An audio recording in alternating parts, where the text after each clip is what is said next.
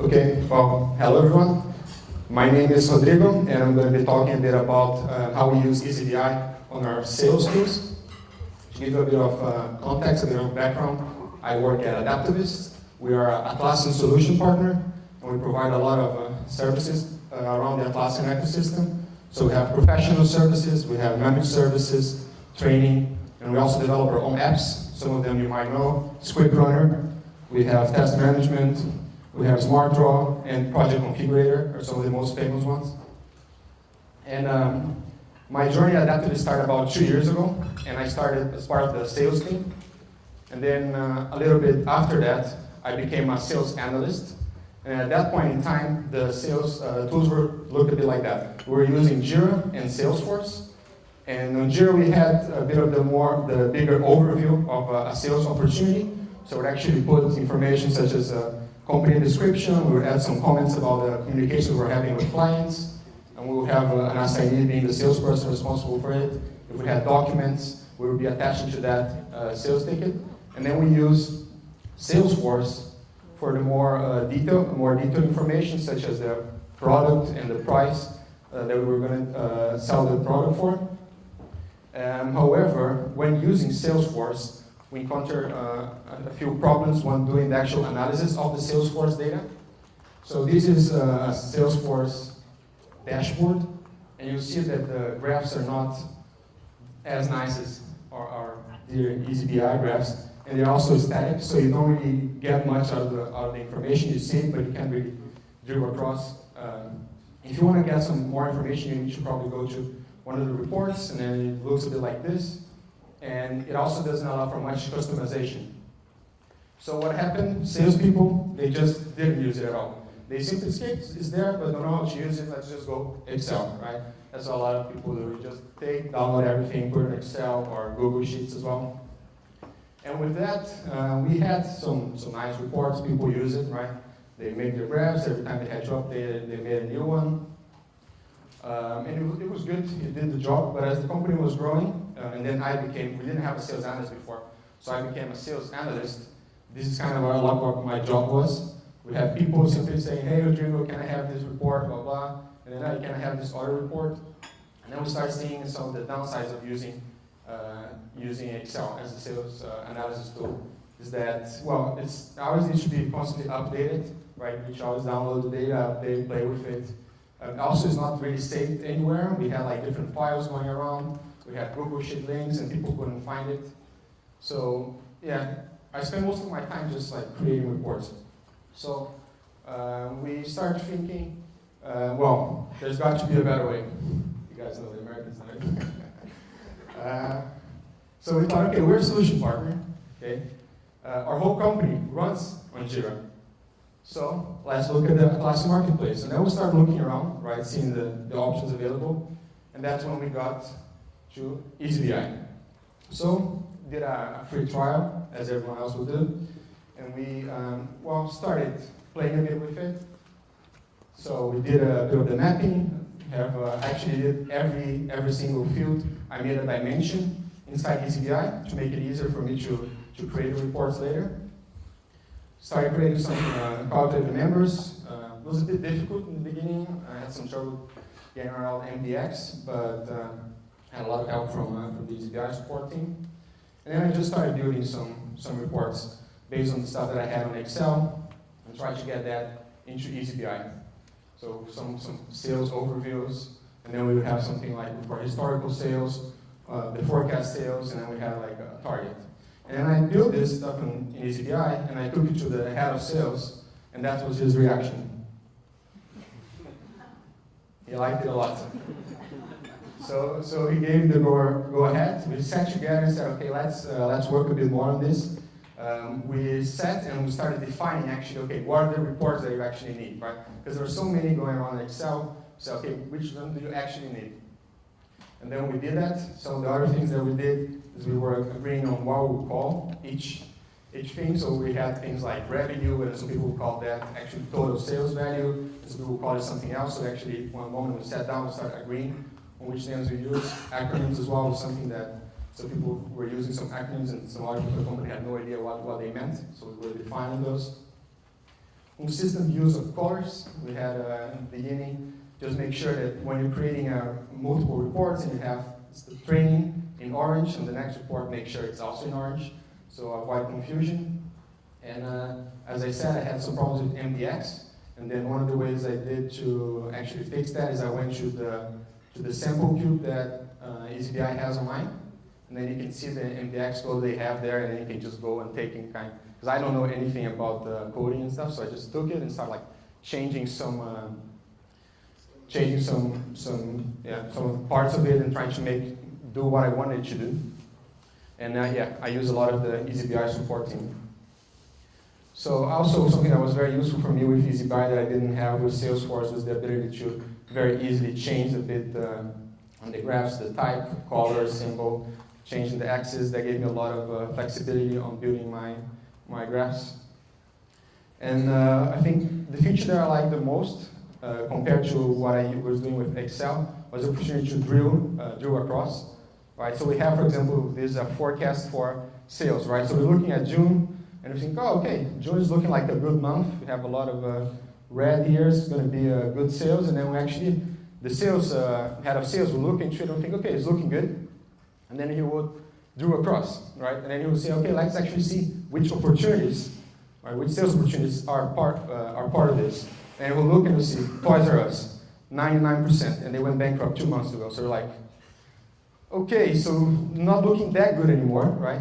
So you get these actionable metrics that you can use to, well, actually plan the whole organization better, right? And also plan resources, because if you had this picture, you think you're good, you think you're going to be delivering a lot of consulting work, and you start allocating people to that, but actually when you see it was something that pretty sure was not actually going to move forward.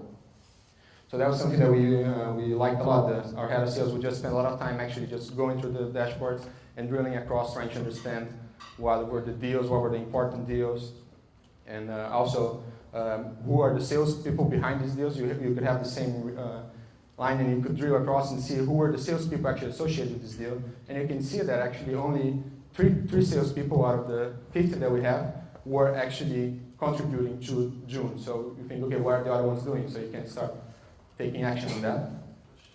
Something that I mentioned before was the fact that we had Excel files kind of flying everywhere.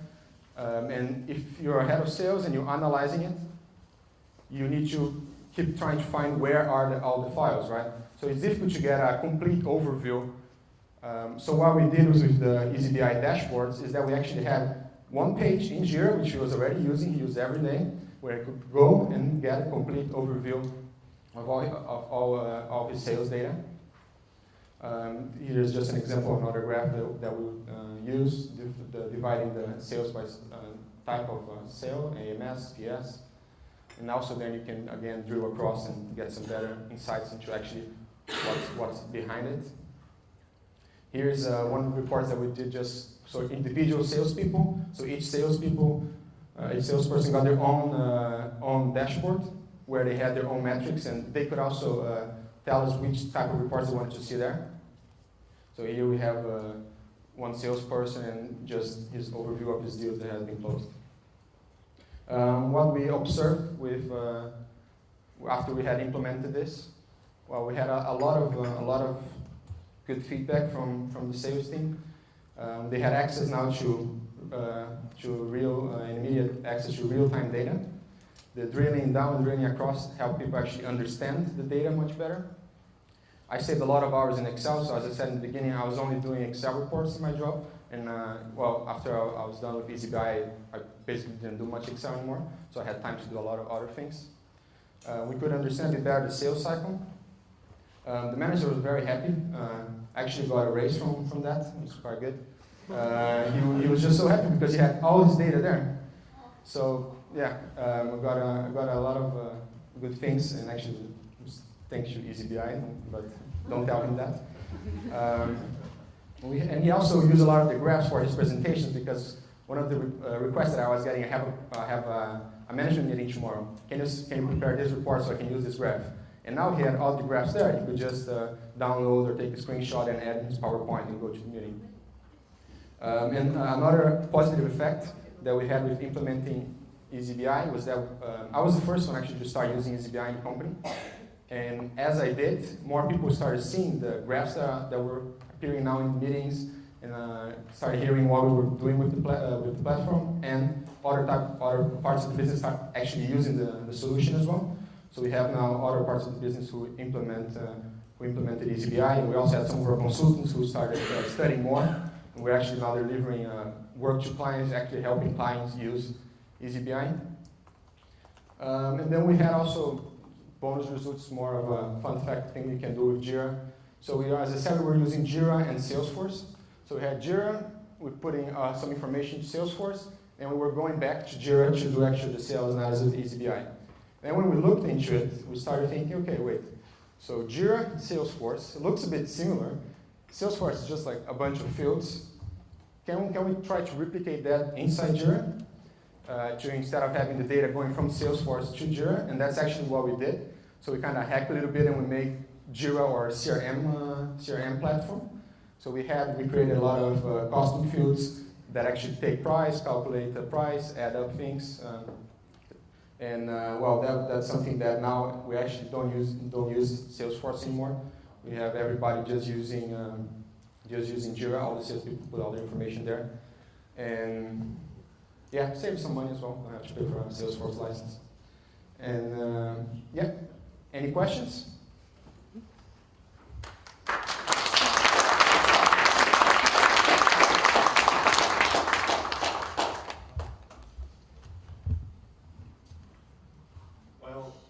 Should you have had decent reporting possibilities in Salesforce? Do you reckon you would have stayed with Salesforce and used that reporting of sales in there? Well, so I think for us, we're also, because we're an Atlassian partner, we do pretty much everything inside Jira. So we wanted to take it to Jira. So we could have used some solution for reporting inside Salesforce. They have their own add-ons as well. They have some quite powerful ones as well, but they're also quite expensive compared to what we pay for using Jira and using eazyBI. So that made sense for us to just do everything in Jira. But maybe if we had something that was readily available, was easy to use, and it was cheap, we could have stayed inside Salesforce. Yeah. So imagine that eazyBI would be one of those add-ons available for Salesforce and in Jira. I mean, would you have gone through all this hassle of actually making Jira your CRM solution? Because I mean, I imagine that Salesforce is the #1 CRM solution for a reason as well, right? Yeah. Otherwise, Jira would be the #1 CRM solution. So, what are the trade-offs there? Yeah. Well, so I think we were also in a good position because we have our own plugin called Script Runner. So it does allow you to do a lot with Jira, right? So we actually were able to replicate a lot of function, pretty much everything that we needed for Salesforce, we were able to put it inside Jira, and it took some work, right? But for us, because I think maybe our expertise in it, it was worth it also because it was a nice thing to try out as well. I was actually the one doing most of it, and I didn't know anything of Script Runner or Jira before I joined Adaptivist. So it was also a learning exercise for me to go through and do it. And what did the salespeople say? Did they embrace the move to Jira, or they liked the Salesforce more? So they were already using Jira, right? They already had some basic information going to Jira. So they liked it very much. They didn't have to switch between platforms and actually just use the thing that everybody else was using.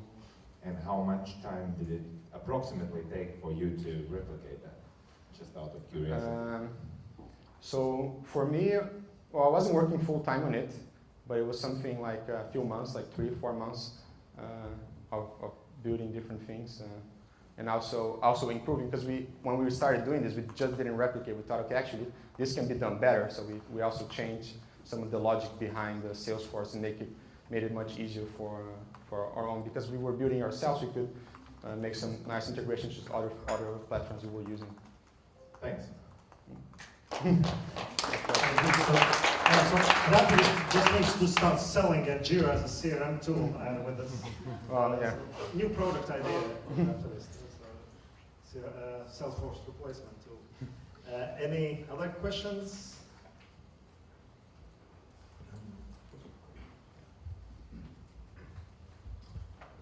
might be a question for. It's on. No, it is, yeah. It may be a question for both of you actually. One of the trends in our industry is around machine learning, AI, and kind of predictive analytics and insights, and that's something Salesforce are really pushing at the moment. Is there any plan for eazyBI to look at that kind of thing? I mentioned that in the blog post I made before coming here, actually. I should go. Yeah. Go read. So currently in the nearest future, so we don't have any specific plans, but yeah, I've been thinking about that. Yeah, can't give you any near-term promise, but we'll see how this moves further. So do you do any artificial AI thing when forecasting your? No, so I played a little bit with Watson when I was just kind of exploring the different tools, and it was nice, but what we have now does the job. But it would definitely be something that I would be interested in seeing in the future. I mean, you can get some interesting insights that you don't even think of, right? That's the nice thing about it. So, yeah. Any other question? Then thank you one more time. Thank you.